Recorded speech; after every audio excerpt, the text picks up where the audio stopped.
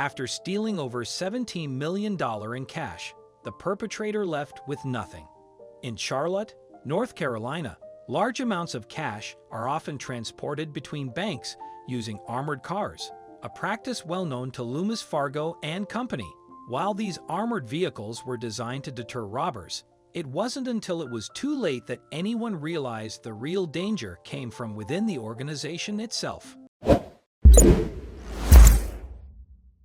In 1997, David Gant managed the vault for Loomis Fargo and Company's armored cars.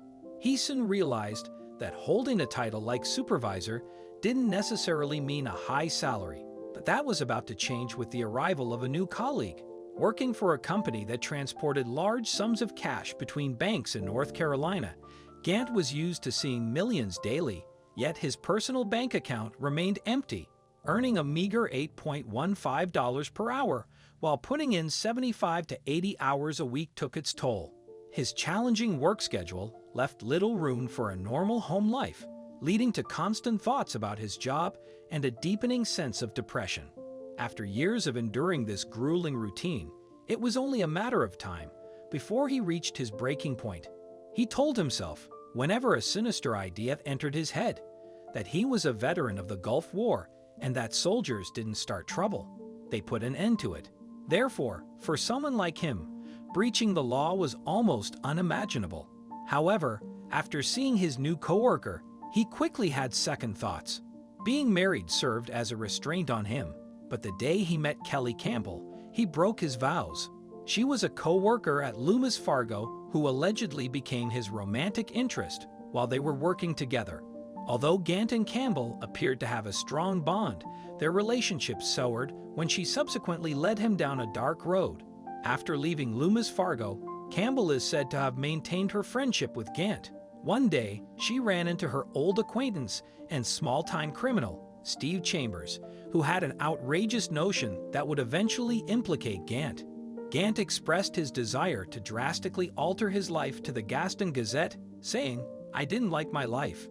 I decided to make a significant shift because I wanted to." However, the year's biggest understatement was severe. Gant was a frustrated worker willing to do anything, even if it meant going against the same business that had given him reliable employment for a long time. That's when Gant was informed of the dangerous plot that Campbell and Chambers had devised, and he paid close attention to everything they said. The majority of workers expressed their desire to exact revenge on their managers for treating them unfairly or failing to compensate them. Even Gant had occasionally cracked jokes about it with his co-workers at Loomis Fargo. Still, Campbell and Chambers' goal was serious business. Every fiber in his body warned him against getting involved and that their strategy was flawed. However, he felt a small voice inside him, telling him to take chances and live the life he deserved. He just went for it after struggling with his conscience, but acting on his instincts would not end well. Gant was set on his course. He was overplaying the good guy. After pushing himself to the brink of weariness, the pay was insufficient. He began organizing a theft with Campbell and Chambers because he felt it was time to receive some of the money he was due. Gant stayed in the cash vault until the end of the shift on October 4, 1997. He then let Campbell and Chambers enter, and the three of them piled more than $2,000 in cash into the company's armored van, amounting to $17 million. Though at the time, some publications said it was only $15 million, Gant didn't actually leave with that much. Gant told the Gaston Gazette, "My cut was supposed to be around $5 million, but that's not what I ended up with."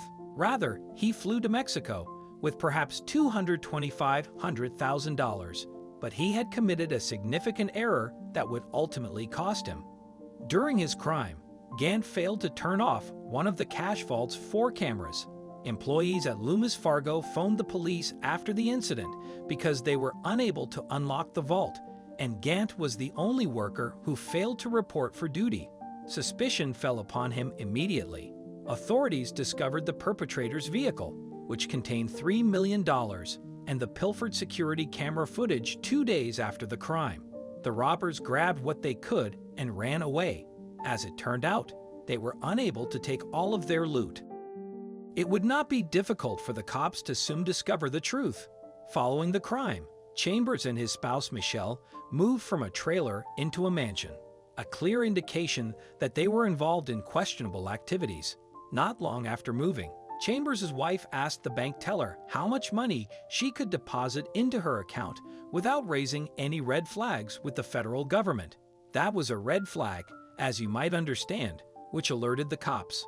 Michelle's bank teller noticed that the cash still had Loomis Fargo wrappers on it, which made her suspicious. She reported the event to her manager right away. Meanwhile, Gant was lunging by himself on a beach in Cancun, Mexico. However, he quickly lost all of his money and was forced to ask Chambers for assistance. When Gant requested more money, Chambers became irritated and dispatched a hitman to kill him in Mexico. Strangely enough, the hitman felt sorry for Gant, and they grew close. But in March 1998, the FBI shattered Gant's new friendship after tracking his phone conversation.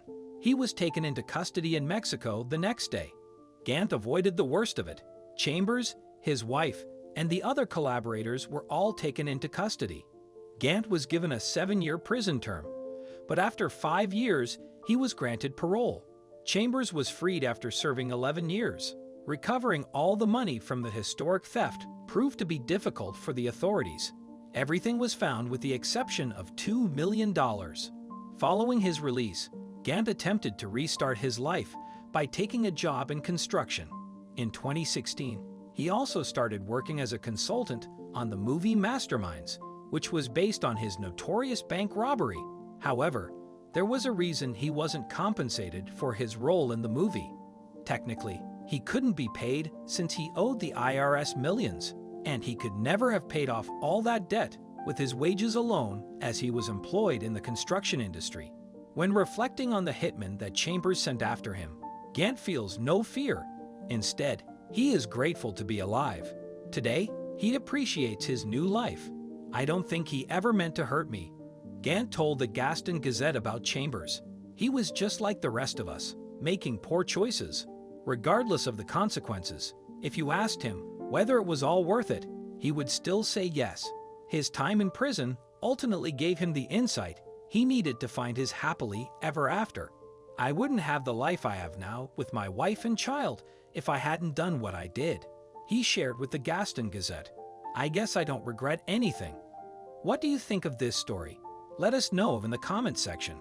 I hope you like this story. Please give it a thumbs up and share it with your loved ones. Also subscribe and press the bell icon to never miss the update from our channel. Thank you.